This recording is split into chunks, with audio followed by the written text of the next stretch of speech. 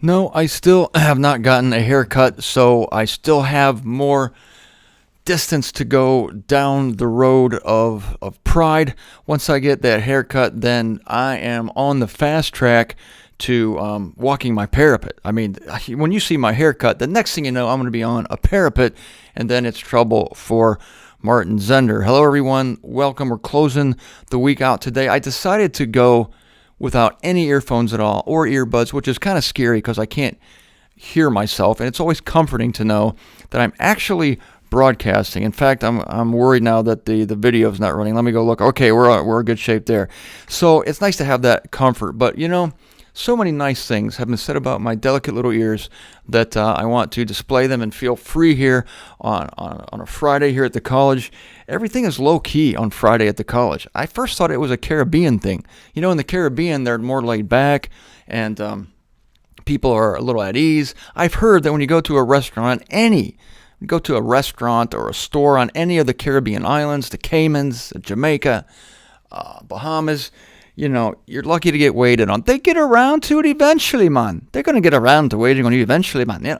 So everything's laid back. Well, it's kind of like that at the college, but for some reason they wind down, and Fridays are more like, let's get an early start on the weekend, shall we?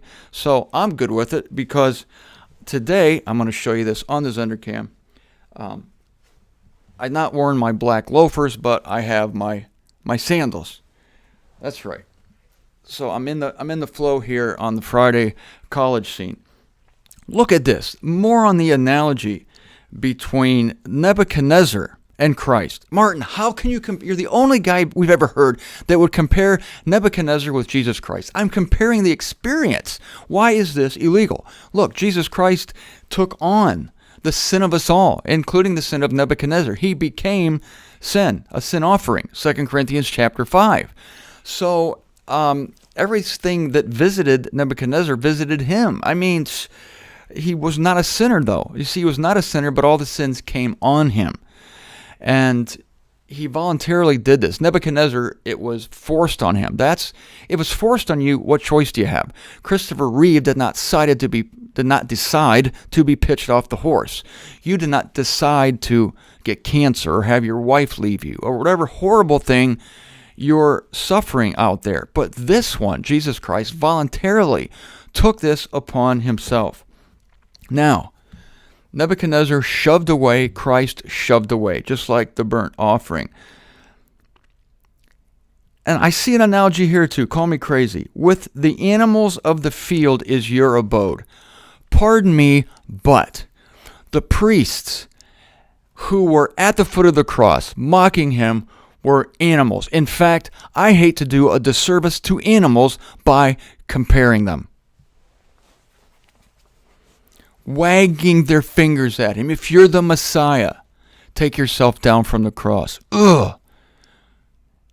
He was set with animals. In fact, most of his life was spent in discourse with those of an animal-like mind. His disciples were thick and ordinary. The Pharisees were proud and intellectually vacant for all their vaunted education. That was the hard part. They could point to their diplomas. They didn't know anything about God. He was set among ignorance on parade. He was alone there. And here was a human being, Nebuchadnezzar, now wandering after being the king of the world. There's another analogy. Nebuchadnezzar was taken from a high estate. Again, involuntarily. There are only so many analogies you can draw between Nebuchadnezzar and Christ. He was taken from the king of the world to the field. Jesus Christ, taken from the right hand of God to the cross. And I can't leave this analogy out because this is where we live. Our world, our government, the one world government that is coming upon us, will be taken from the height of power. It's going to be the first world government since Alexander the Great and the Greek Empire. How about that? We haven't had a world government since. No, the Roman government was not a world government. Contrary to popular prophecy, Rome never had control of the whole world. Wanted to, talked The talk, like, let's take a census of the whole world, that was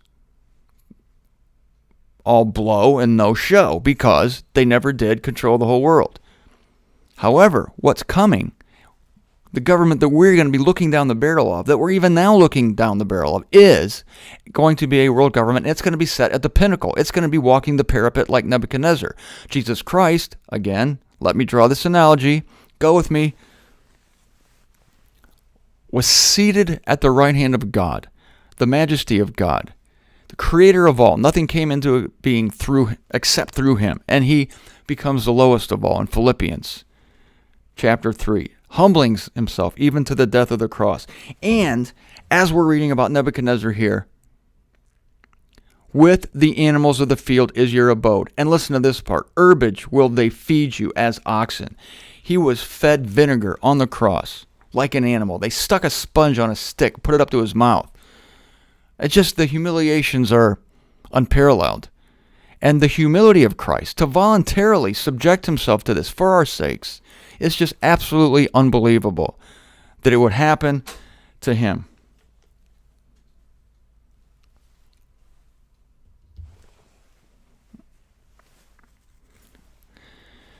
All right, sorry, I just had to meditate on that. I had to meditate on Christ. I had to meditate on how I just don't have that kind of love. I don't have that kind of love.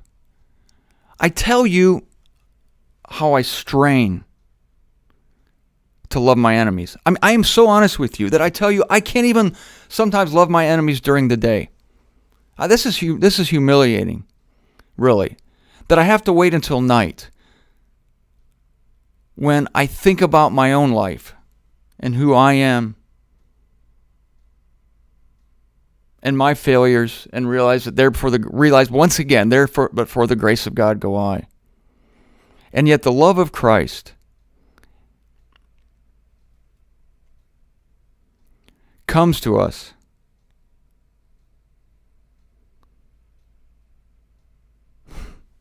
voluntarily in the light of day, in front of not only the priests, his mother, his family, his disciples, the world, the celestials. Nothing was ever so open.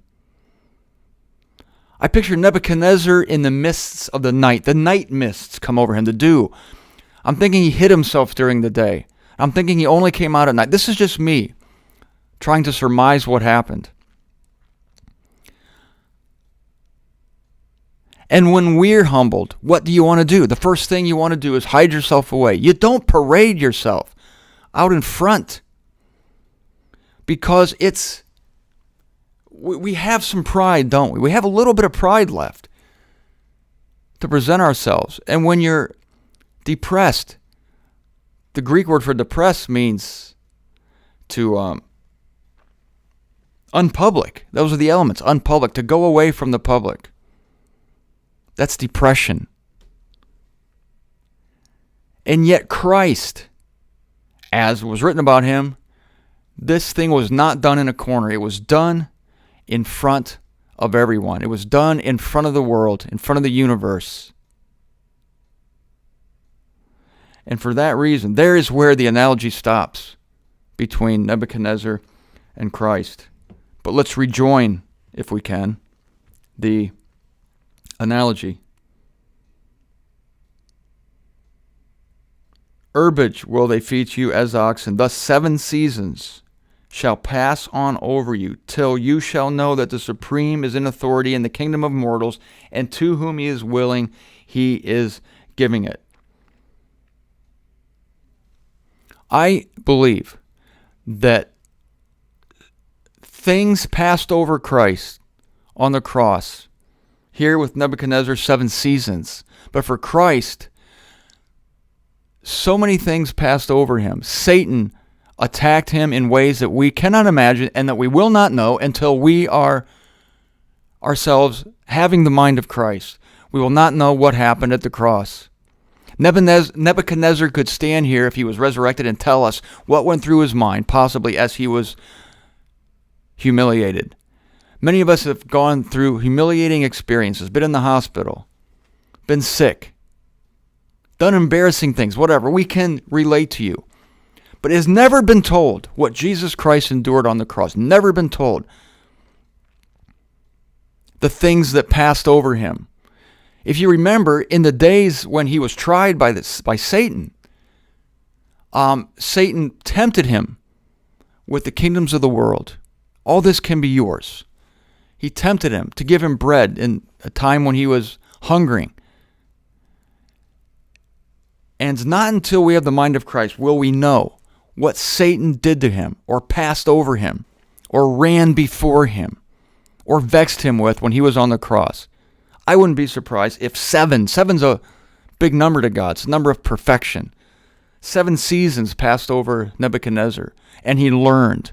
Did Jesus Christ learn some things on the cross? I believe he did. I believe he not only knew he was taking on the sins of the world, but Scripture says that he learned obedience through the things that he suffered. I could never dare say Jesus Christ learned anything unless Scripture itself says it. He learned obedience through the things that he suffered. And did he not suffer on the cross? It was the worst suffering of his life. He learned new depths of the adversary. He became available in horrendously extreme ways to the adversary. Deliverance was offered him on the cross. I believe Satan was speaking through the high priests when they said, "Deliver yourself from the cross." And so many other unspeakable things that when we are made aware of those horrible hours, and we say 6 hours, I wouldn't be surprised if it was 7. Where do we get 6 hours? At the 6th hour, Jesus cried out. I'm not convinced. I wouldn't be surprised to find out if it was 7 hours on the cross. It just makes sense. 7. The things that happened to him, God help us all. We'll never understand it until then, but thank God that now we'll never have to experience it. You will never have to experience. I know you're going through hard things now, but you'll never have to experience what Jesus Christ experienced at the cross. We may be humbled like Nebuchadnezzar if we need it. We may be destroyed bodily because this life's scary. But no matter what happens to us, we will never have to endure what Jesus Christ endured on the cross for our sake. That has resulted today in our justification and our being conciliated to God, in us having peace, and in the guarantee, the future glorification of our bodies.